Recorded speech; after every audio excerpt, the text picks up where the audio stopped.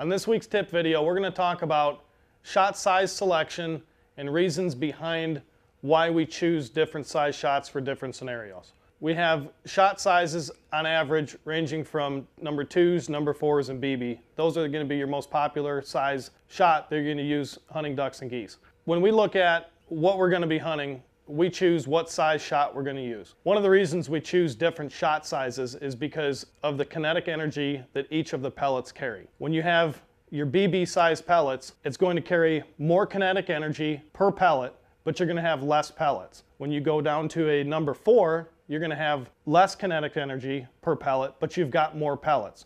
So when you're hunting in a situation like out of a layout boat, or you've got smaller birds or they're moving fast, we want to use a shot size like a number 4. It doesn't have the kinetic energy, but you have more shot in your pattern. It fills around the edges a lot more. So if you're off just a little bit and that duck is actually ending up on an edge of your shot pattern, you have more of a chance of being able to hit a vital area. When we hunt geese, you have a bigger bird, you need more kinetic energy behind your shot because their skin is denser, they have their down. It takes a lot more to penetrate and to make a clean kill on that bird. So we use the BBs. In the middle, you've got your number 2s. Mallards in a cornfield, we use number 2s. You're sacrificing the amount of kinetic energy you have, but typically those shots are going to be a little bit closer. So you can go to a number 2 shot and you kind of have the best of both worlds. You're sacrificing a little bit of the kinetic energy, but you're also gaining a lot more pellets in that shot shell.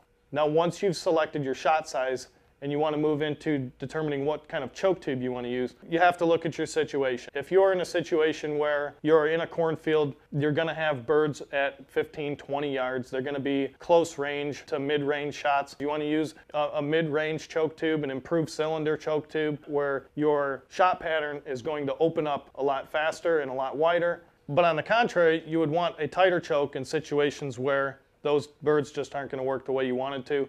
You're going to have to end up with that 40-yard shot. So you want to leave yourself open to the option of being able to switch out to a full choke or a long-range choke tube, something like that, where those ducks are just going to skirt the edge of the decoys and there's nothing you can do about it. It's just that kind of day. We've all been there where no matter what you do with the decoys, no matter what you do with the wind and the blinds and the calling and everything else, you're going to have those days where those 40-yard shots are just going to be necessary, and you might want to switch out to a full choke or an extended range choke tube, something like that, that's going to give you the advantage of being able to carry that tighter pattern out just a little bit further. These tips are just personal preference. Remember to look at your situation and take into consideration your shot size, your choke tube selection.